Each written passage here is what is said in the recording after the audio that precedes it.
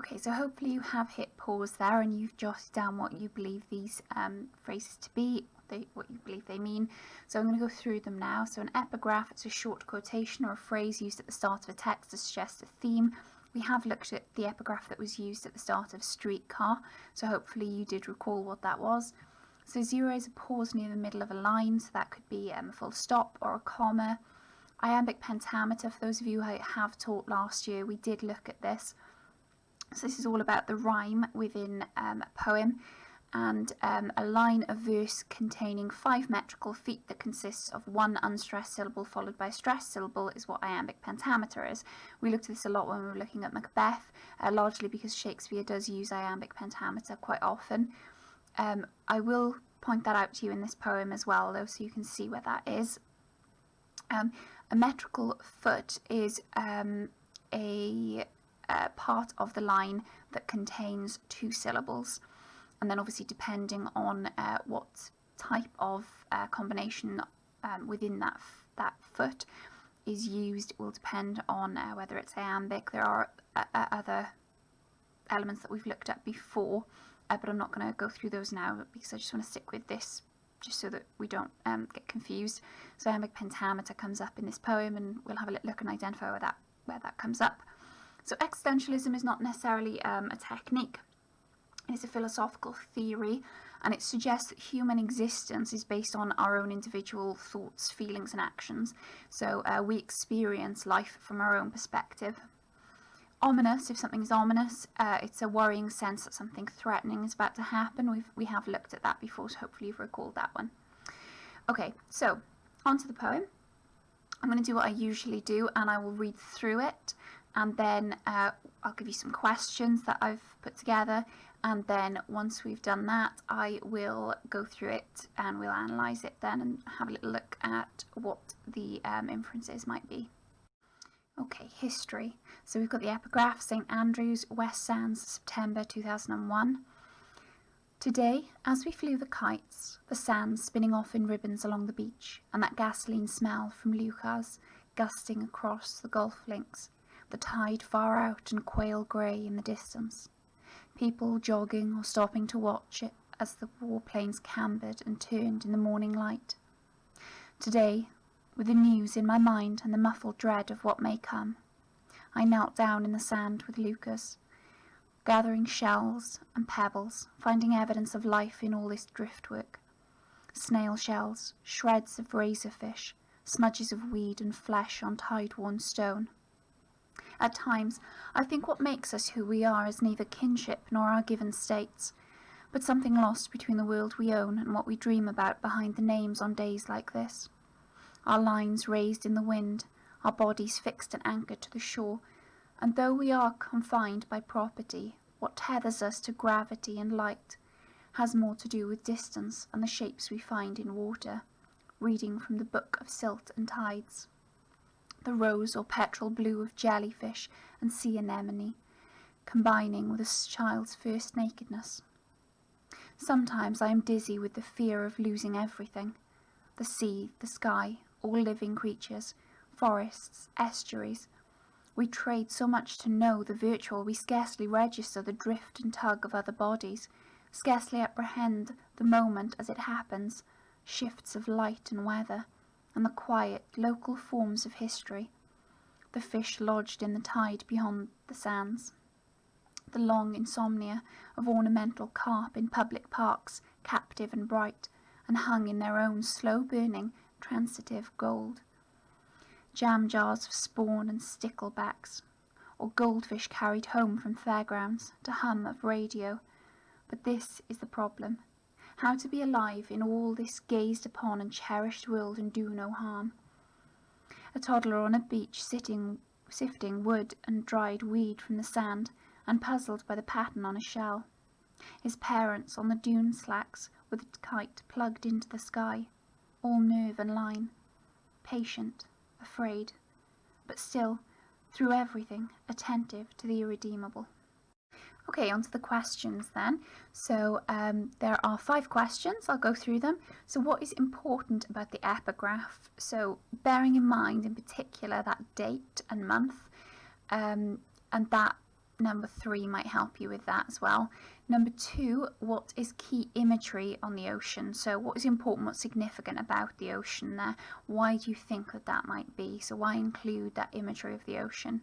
And particularly sort of the beach as well, what's the significance there? Number 3, conduct some research on the 9/11 cleanup effort. Where is there imagery that may echo this in the poem? So I'm happy for you to look at YouTube for that. It doesn't necessarily have to be just written accounts that you need to look at, but just thinking about the cleanup efforts and particularly the search and rescue that was happening in the sort of days and weeks after the towers collapsed. Number 4, what do you think is the significance of the kite? So the kite is mentioned at the start and at the end of the poem. Why is that included? Think about the significance. When Burnside explores what makes us who we are, what do you think he's saying? So that's quite an ambiguous part of the poem, and it's very much a philosophical tangent that he goes down, really. So what do you think is the significance of that? What is he trying to say? What's he trying to articulate there? Okay, I really hope that you have paused that there and you did have a little think about your own first impressions of this poem, guided by those questions. So you've got your own thoughts and ideas and analysis of this poem before we start to dive into what I believe a lot of this represents and what it suggests, and obviously some of the research that I've looked at then as well, which again I've put into a bibliography at the end, so you can have a little look at those sources as well. So let's dive straight into our analysis and having a little look at what we think a lot of this poem is suggesting and focusing on. So before we go on to the title, I want to talk about the epigraph first. So St Andrews, West Sands is an area of Scotland. It is on the west coast, I think. I have written it down. Or is it the east? Sorry, east coast of Scotland. So it's on the east coast of Scotland, and it's an area that's quite well known. They've got quite a well-known golf course up there, which is mentioned in the poem as well. So that's the significance of that area, but more importantly is the date.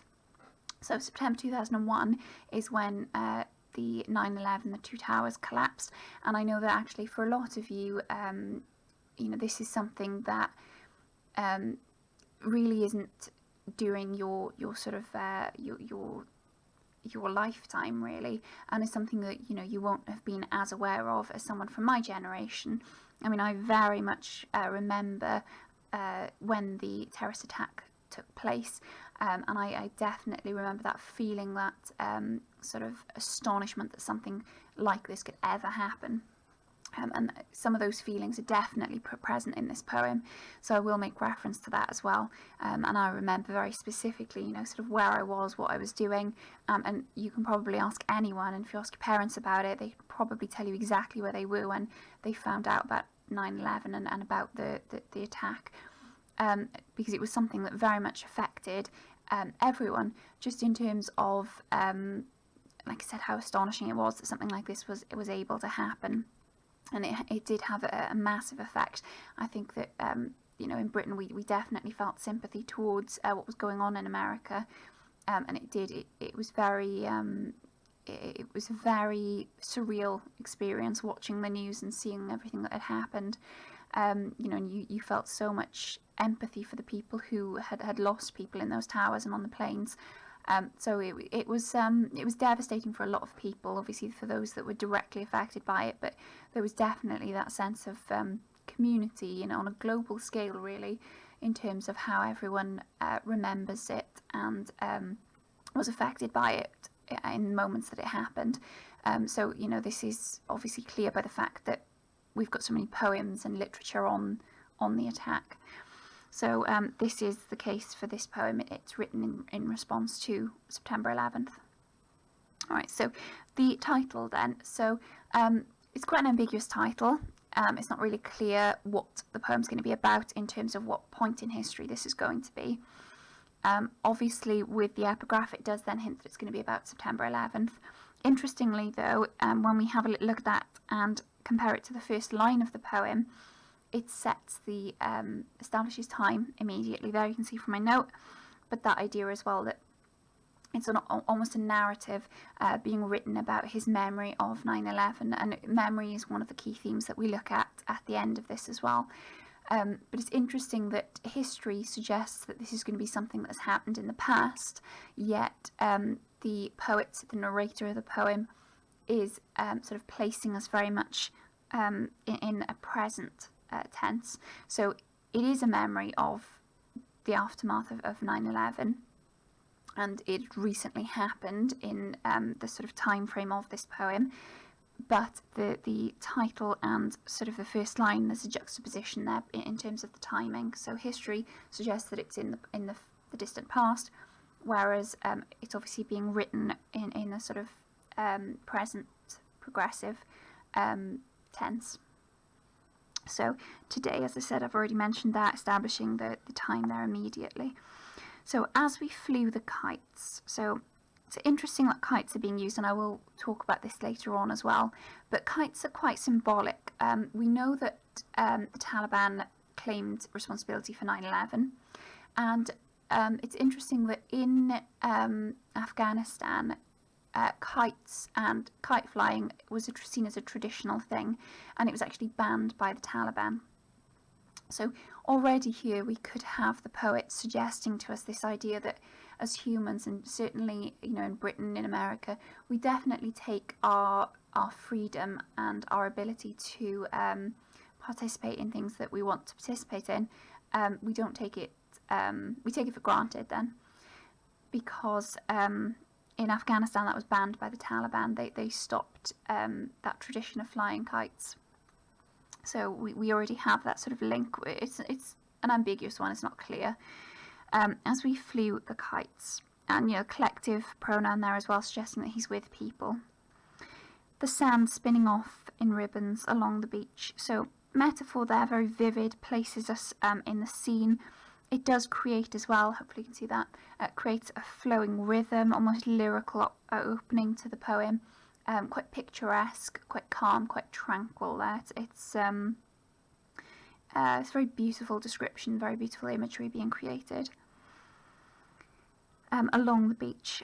And that gasoline smell from Lucas, and I know I'm probably not pronouncing that very well, but it's Scottish. It's obviously, like I said, from Scotland, Scottish area. It's a little Scottish town, very picturesque, but it is located very close to an RAF base. So that gasoline smell that's often smelt across the area comes from the RAF there. But it's interesting then, already we've got lots of juxtaposition here. It's that contrast between the peaceful, tranquil mood of the beach in comparison then with that idea of war and conflict when it comes to the RAF base. Gusting across the golf links, and I did mention that, you know, that this area, Lucas, is very well known for its golfing range. The tide far out and the quail grey in the distance. So it sets a very sort of sombre tone. It's that idea that it's the beach where the water is very far out, and that quail grey, that colour imagery there, very much setting quite a sombre atmosphere then. On to the next bit, so just make sure that you can see that. People jogging or stopping to watch as the warplanes cambered and turned in the morning light. So it's interesting because people are still carrying on with their everyday lives. They're still doing all of the things that you know, that they want to do, but they're sort of being interrupted. There's that start of normality being disrupted by what's happened, and, you know, that idea of warplanes. It's that gearing up towards a violent conflict. So it's that idea as well that the planes are encroaching on that area of tranquility and calm and peacefulness. Today, so again, we've got that anaphora where it's being mentioned again, setting us very firmly into the sort of present, ongoing reality of the narrator. So today, with the news in my mind and the muffled dread of what may come. Really interesting, particularly structurally here. You've got the punctuation there, which kind of emphasises maybe the feelings and makes them sort of stand out. but with the news on my mind, ambiguous, again, almost like quite colloquial language again being used in this poem. We've looked at that in the poems we've looked at before, but it's almost conversational, and it's very much not really wanting to kind of admit it to himself yet of what's happened with the news in my mind. He's not specifically talking about what news he's referring to. He's being quite ambiguous. And the muffled dread of what may come. So we've got this ominous feeling, that uncertainty, you know, and particularly that is echoed already through the idea of the tranquil beach and the calm setting, and juxtapose them with those warplanes that are flying overhead, you know, probably doing training across the bay of what may come. And again, structurally, you've got this break, which, you know, it's been hyphenated there. You've got the hyphens to sort of separate out that idea. And then we're back to him kind of being present and in the moment. I knelt down in the sand with Lucas. So we can assume that that's his child. And it's interesting, actually, that the name of the child sort of echoes the name of the area as well. But talking about then being present and in the moment, trying to maybe continue with normality himself, despite feeling these sort of this anxiety, this worry of what's to come in the future. And again, future, that idea of what's coming in the future and consequences. These are all elements that we'll look at when we look at the themes. Gathering shells and pebbles, finding evidence of life in all this driftwork. So here we have, even though he is there and present in the moment, he's still sort of thinking about what's happened in America and the two towers. So hopefully, if you did manage to do some research on the cleanup effort, I mean, it took them days, and unfortunately there were very few survivors from the towers collapsing. And you know, as we go through some of this imagery, you know, some of it is going to be quite upsetting, because, you know, that's exactly what they were doing. They were looking for life in all of that rubble, and, you know, in all of the devastation that was left after the towers collapsed. And almost that this is a reference to it, really, with him talking about the pieces of shells and little creatures and crustaceans that have been found along the sea, the shoreline, the sea. So snail shells, shreds of razorfish, smudgings of weed, flesh on tide-worn stone. And like I said, you know, there's quite graphic elements to this, particularly when it refers to flesh, because when those towers collapse, and, you know, as I said, this might be quite upsetting to listen to, but when those towers collapsed, the people inside, you know, they were crushed by all that metal and brickwork and concrete pipes. You know, it came crashing down on them. And, you know, I remember myself personally from watching the news that when they were trying to retrieve, when they were trying to rescue people, and when it turned into a cleanup operation and they were trying to retrieve the bodies of those that had died, in some circumstances they could only find pieces of people. And, you know, it came down to then trying to do DNA matches to find out, you know, who this person had been. And you know, you get this sense here of that devastation through the description of the sea creatures, you know, and just how small some of those parts were. It talks about, like I said, the snail shells, the shreds, smudges and flesh. You know, there's a lexical set there that very much kind of emphasises the utter devastation that was caused to the human bodies that were caught in that tower, in those towers when they collapsed.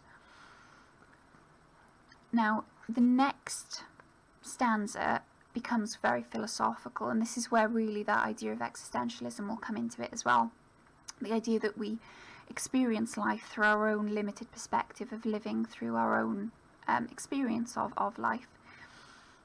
So here it does take more of a philosophical tone, and it's interesting because when he's talking about these more abstract ideas, this is where we have more structure in the poem. So before, you had these very fractured lines, and the way that they were laid out and very much separated. Here it becomes far more structured when he's talking about something that's more abstract. So it's interesting that that's what he's done. Could it possibly be, and I've made the note here, maybe more structure, because this is the important message that he wants to discuss, and this is something that is bothering him. This is what has prompted him to write this poem, because this is what he has been musing on in the time after the news of the towers collapsing. So at times I think what makes us who we are is neither kinship nor our given states. So very much, I mean, this is a common theme in literature, this questioning of what makes us human, what makes our experiences of life valid, and what makes it, what gives it depth. This is very much what he's sort of questioning and querying here in the wake of such a devastating event. At times I think what makes us who we are is neither kinship nor our given states. So he's almost talking about here this idea of kinship and states. I mean, certainly from my perspective, my thoughts were, is he here talking about sort of the idea of, you know, how maybe silly it is that we think about the patch of land that we have been born onto, and that patriotic feeling, you know, that we fight over things like that. We have such a entrenched beliefs about, you know, this is my country, and, you know, I'll fight for my country. And does he maybe undermine this idea? Because he's saying that really those aren't the things that make us human. Where we're born and our culture and our country, those are not what make us human. That's not what makes us human beings. That's not what makes our experience of life valuable. It doesn't add value to our life to know that, oh, well, I come from this country. That's unimportant. And in some respects, I quite like the idea of that. I mean, you know, we do tend to get caught up in that idea of where we come from is part of our identity, but actually what makes us human isn't necessarily where we're born and what country we're from. It certainly shapes maybe our personality and you know, some of our beliefs and some of our attitudes towards certain things, but, you know, it certainly doesn't sort of add value to our life. But something lost between the world we own and what we dream about behind the names. Really interesting and quite ambiguous lines there. But something lost between the world we own and what we dream about behind the names. So is it maybe, and you can see my notes here, let's just see if I can make that a bit more clear. Hopefully that helps. Okay, so what makes us human then is something lost between our sort of our aspirations that we can never maybe aspire to. So it's that idea that we all dream of this future, we all have our dreams and aspirations and goals, and that's actually what makes us human. The fact that we all share that, we all have a certain wish for where we want our lives to go. That's something that we all share, something that's common. And I have mentioned here as well, just to bring that in before I sort of flip the page onto the next part here, but iambic pentameter was one of the terms that we looked at the start. This is where we see it in these lines, so it's more structured, that idea, maybe more confident in the belief that he's putting across as well. So really interesting, very philosophical at this point, and actually I really like that part of the poem. It continues on then into these next lines. On days like this, our lines raised in the wind. Now, from what I've read, from what others have said, the lines that they're being referred to there are the kites, the lines of the kites. So again, an important image that he comes back to with the kites, and I will, like I said, talk about that more in the final mention of kites as well. Raised in the winds. Now, when I first read it, that idea of, for me, lines, and it made me think of lines drawn in the sand, and that idea of division. Could it be symbolic of that we draw these lines and divide ourselves? And when he's talking about, when he makes reference to the idea of kinship and states, then is he talking about the idea that those aspects of our identity as human beings tend to cause more division than they do in terms of uniting us, and therefore that's maybe why, in my opinion, he maybe renders them as, or paints them as quite silly things to kind of pin our identity on. Our bodies fixed and anchored to the shore. So we're made to live then maybe in the moment. We're confined to our perspective of the world. So as I said, this touches a little bit on this belief of existentialism, that idea that our understanding of life, our value, how we value life, it's from our own perspective, and because we can only experience life through our own eyes, through our own perspective, that maybe limits our experience of life. And this is why it becomes so philosophical. And, you know, I like that idea that we fix ourselves, we anchor ourselves to the solid, to things that we can sort of make sense of. And maybe when he's talking about being patriotic and, you know, our states and our kinship, those are tangible things. They're things that you can physically see, things that, you know, when we talk about them, we understand what we mean. But actually, when we're talking about the idea of our dreams and our ambition and our aspirations, those are less tangible. They're the intangible. Those are elements that we can't sort of pin down, that we can't see physically. Whereas, you know, we can see a country and we can see where we come from with that, but we can't talk about the intangible. We can't make as much sense of that, and we can't communicate that as clearly with people. Also make some other notes here as well. So gravity and light are opposites here, and humans live in the space between those, that idea of something that is physical and, like I said, tangible, and then something that's intangible. So really interesting, and I really, you know, I quite enjoy discussion of about these philosophical ideas. It's really interesting to see what you think of this. You know, personally, I find it really interesting, and I do like that idea of, you know, talking about these philosophical concerns about what makes us human and how our perspective as humans is limited by our own experiences of life, because we can only live and experience life through our own eyes. But it'd be really interesting to see what you think about that, whether you find that sort of, you know, quite a difficult thing to grasp. Okay, sorry, so on to the next stanza. I know that I've made reference here already to the gravity and light in this next bit. I was getting ahead of myself. So, and though we are confined by property, what tethers us to gravity and light has more to do with distance and the shapes we find in water. So, again, you know, this is very ambiguous. It's not clear here. Do we maybe talk about then an interest in human aspirations and an ideal? And very much talking here about very intangible ideas, things that we can't you know, give a form to, that we can only talk about in the abstract. We are confined by property, so maybe that idea that we are confined by the physical things in life, you know, that tends to anchor us to the world. But actually what he's saying is that no, that doesn't anchor us to life and the world and you know, the experience of living. Instead, what tethers us to this idea of life and gravity in the earth that we live in, it's more to do with the intangible elements, maybe to do with water here.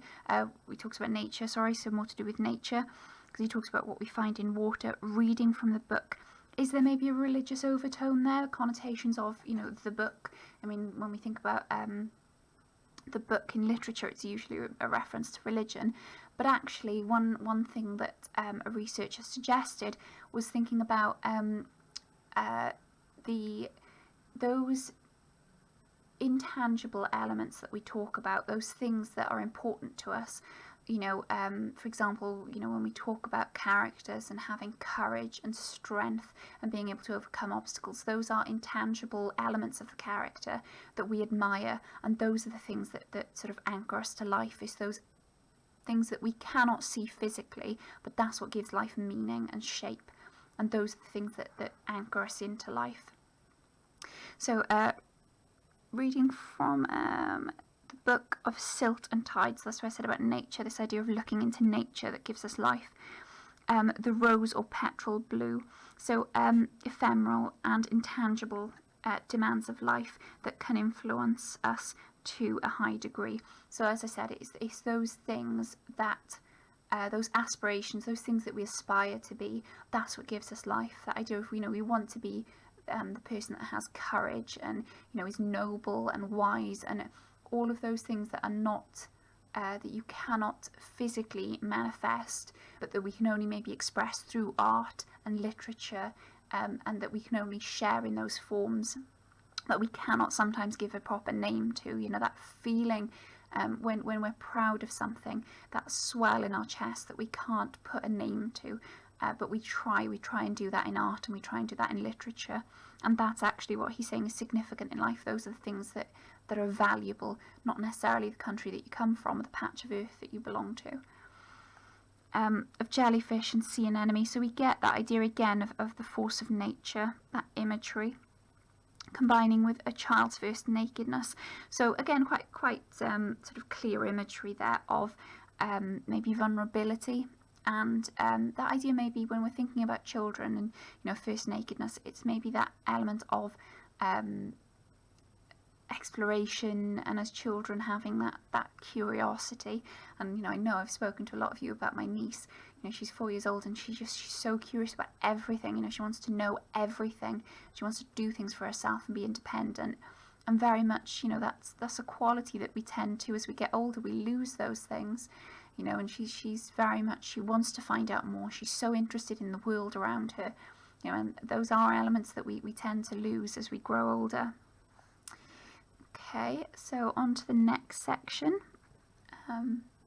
So sometimes I am dizzy with the fear. So he brings it back to himself, that personal pronoun I, sometimes. And, you know, again, adding that element of time as well. So sometimes this is something not all the time, and it adds again to that level of uncertainty. So he's not always feeling this, but sometimes he is. So again, element of uncertainty. Sometimes I am dizzy with the fear. So emotive response. As I said, you know, when 9/11 happened, it was a very emotional response from everyone. And like I said, you can speak to anyone at that time, and they'll be able to tell you that.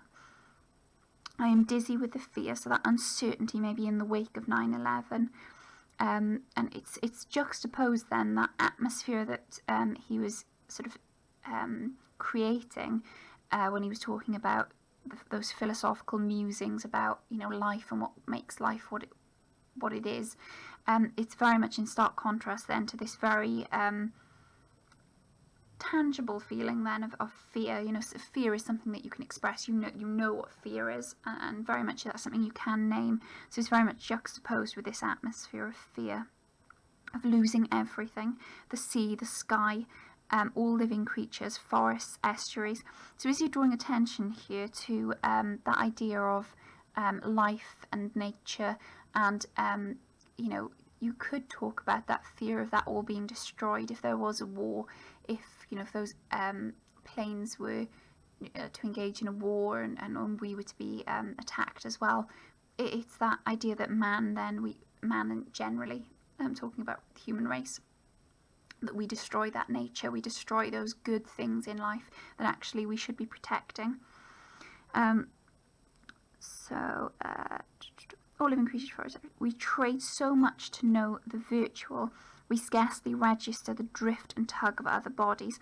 So, I mean, what I said there is about that idea of other races, other people, that there's divisions again, that we don't tend to take into account that idea of what happens to other people.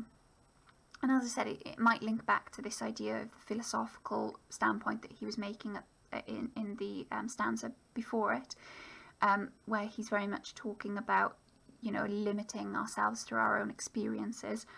And could he be making that point here, that, you know, we don't tend to think about other people's experiences of life being so vastly different from our own. So let me just make sure I'm covering all my notes.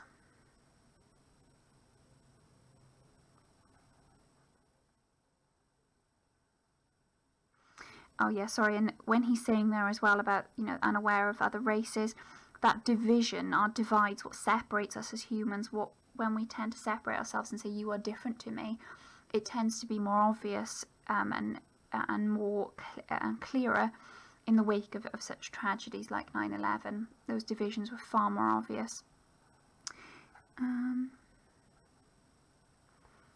Okay, and then going on to the next bit. So scarcely apprehend the moment as it happens, shifts of lights and weather.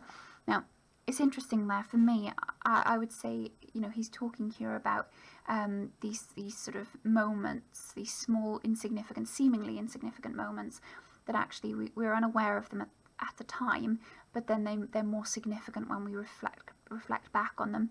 And that comes under that theme of memory again. And it's very easy to look back and think, oh, that was a brilliant time in my life, or that was an awful time in my life. But actually, when we're living it, when we're living in those moments, we never tend to be reflective upon the moment while we're in it.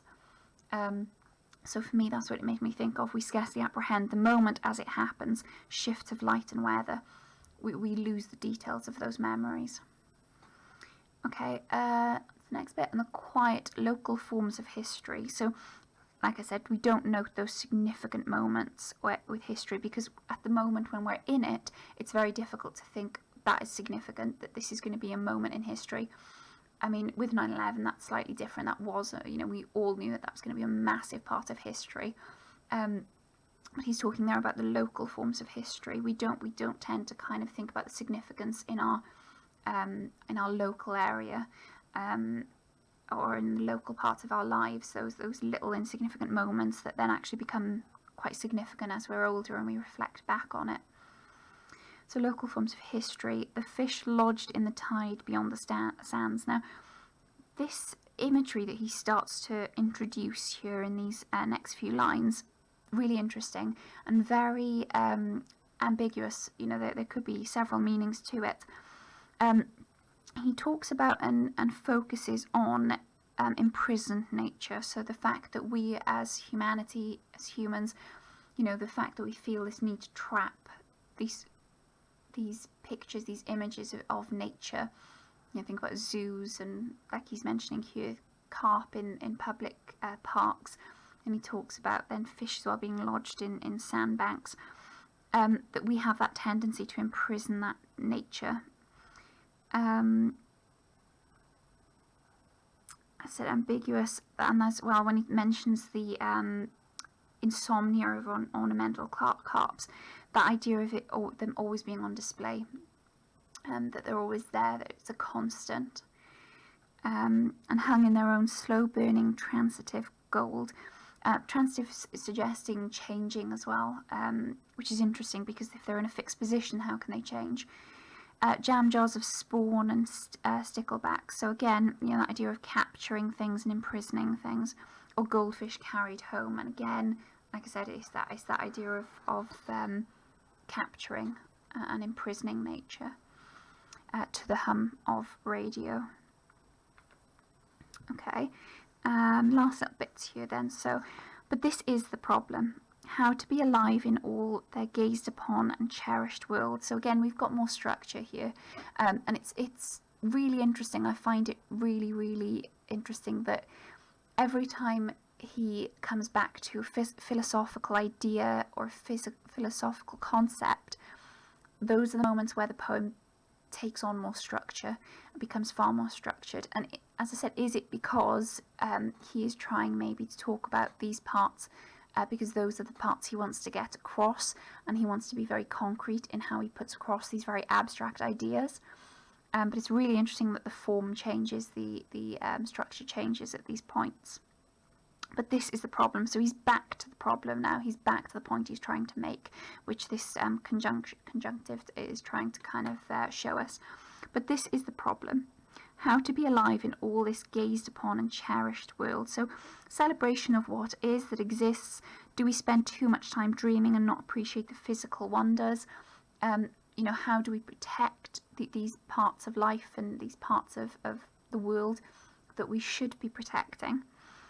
So it's the crux of the poem that he's coming to here, questioning how do we live. And again, as I said, it comes back to that philosophical musing of what does it mean to be alive. How should we best use the lives that we've got, and do no harm. So unable to maybe exist without harming nature and the environment, but how do we try and maybe minimize that damage that we cause?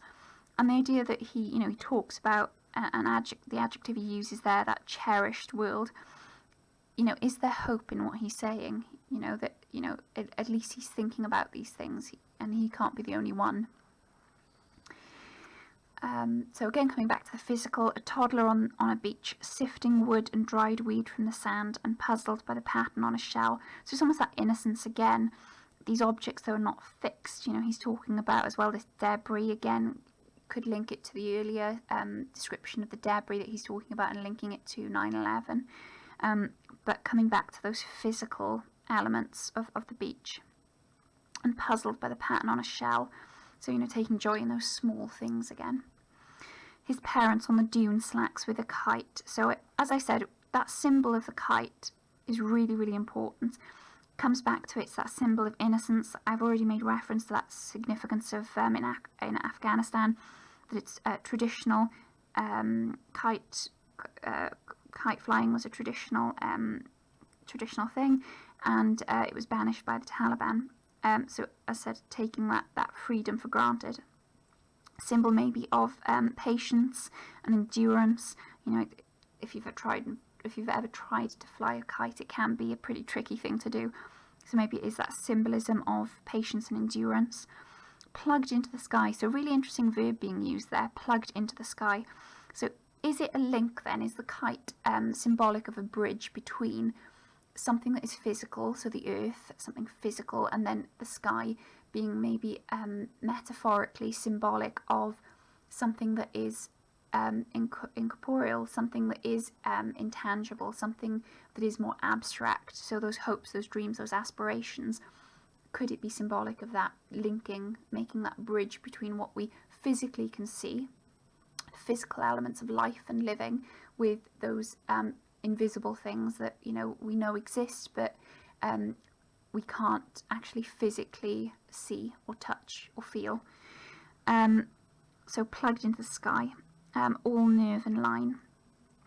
Patient, afraid. So you've got, as I said, this mix of emotions then. So being patient, waiting, but then fearful of what's to come, but still through everything attentive to the irredeemable.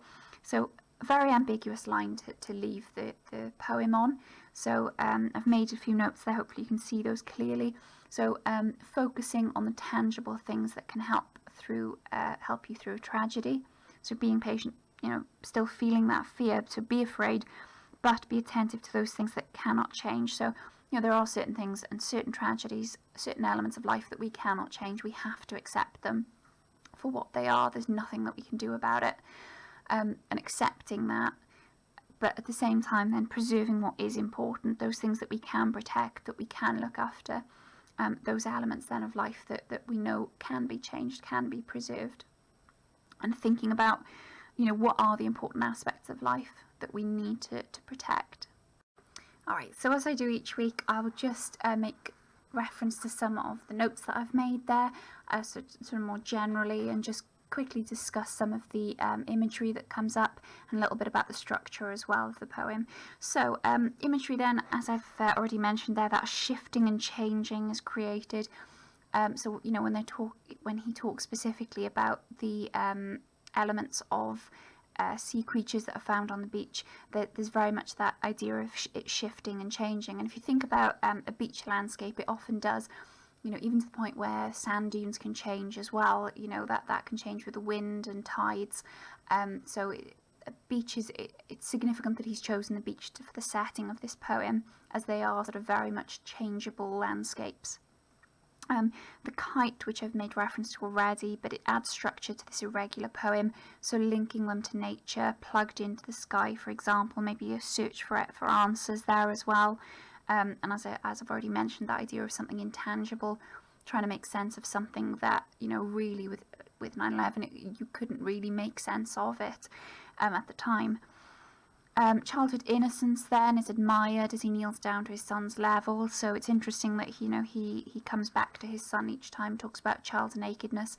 So that idea of innocence and not really having that worldly experience yet, and really not being aware of the implications of 9/11 as well, that his child wouldn't have had, but he did.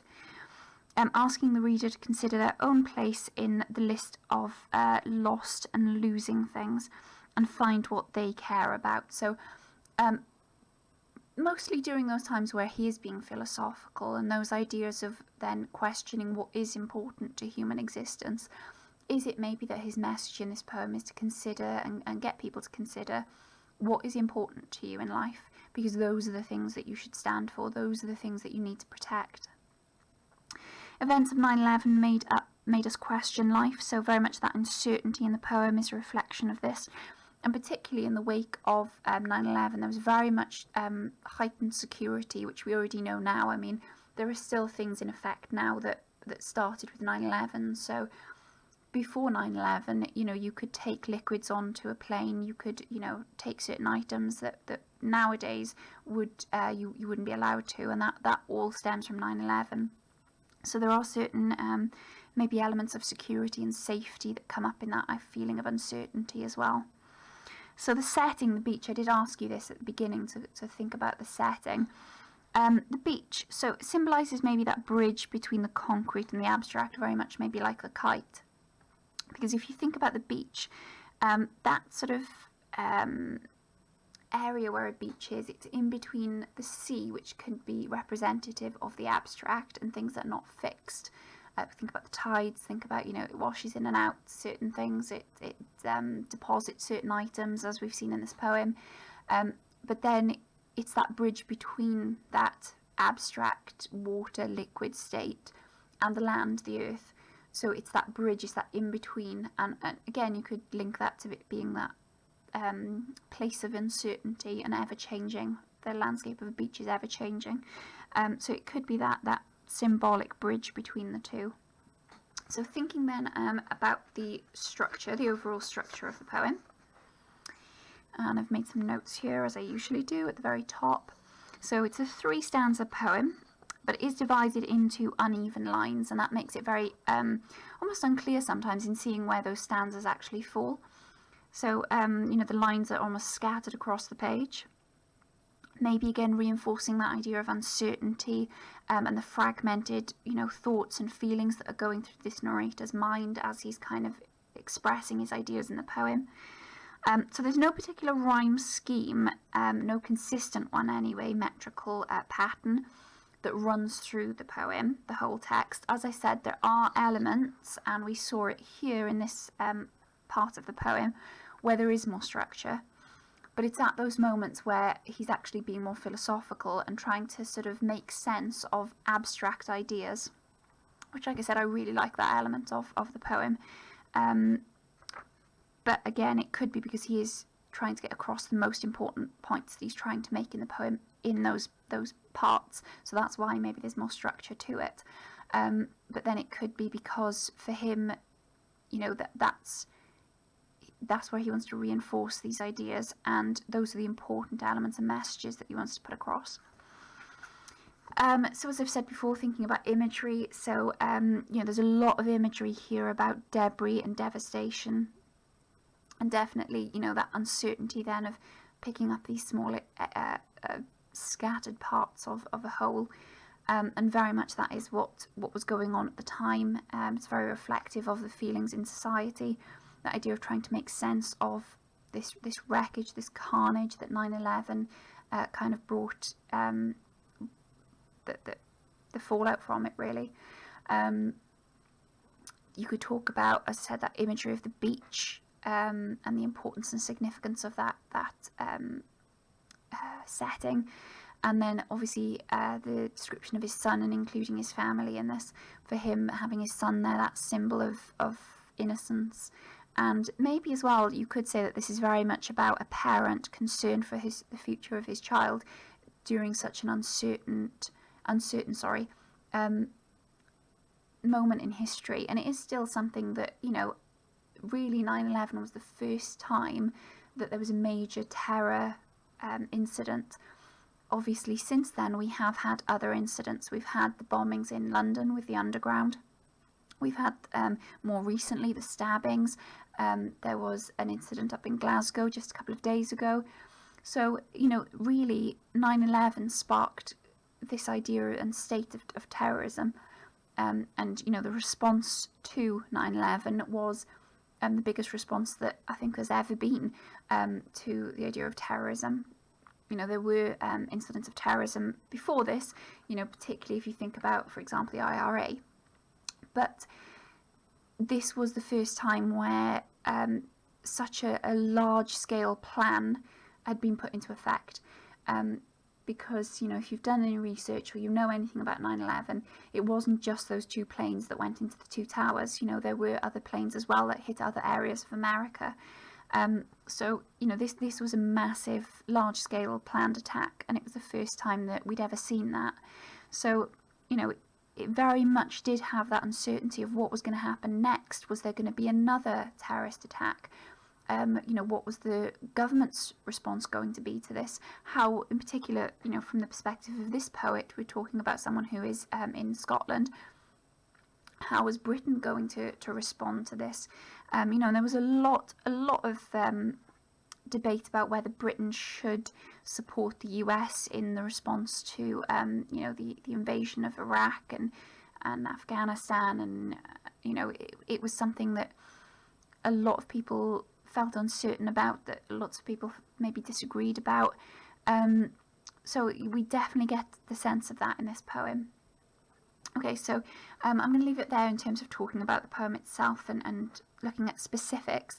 What I'm going to move on to is talking about generally about the themes, and again what I'd like you to do, and obviously I'll be able to see this then when I see your notes on this, but thinking about where do we see these examples of the themes coming up in the poem. So main themes that come up here, and quite a few of them are lumped together. There tends to be 2 that run alongside each other. So the idea of history and memory. So understanding history is vital so that we do not repeat mistakes of the past. In this case, the poet is exploring history in the making. So as I said, it's interesting that it's written in the present tense, but he's relying on his memory and actually writing as though he was there in the moment writing it. But it's reflecting on a past moment where he was thinking about 9/11 on the beach with his son.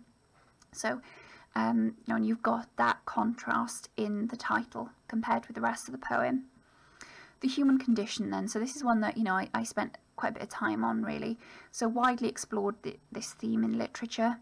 There are many theories regarding the experience of human life, and also the fact that we are limited to experiencing life only through our own perspective.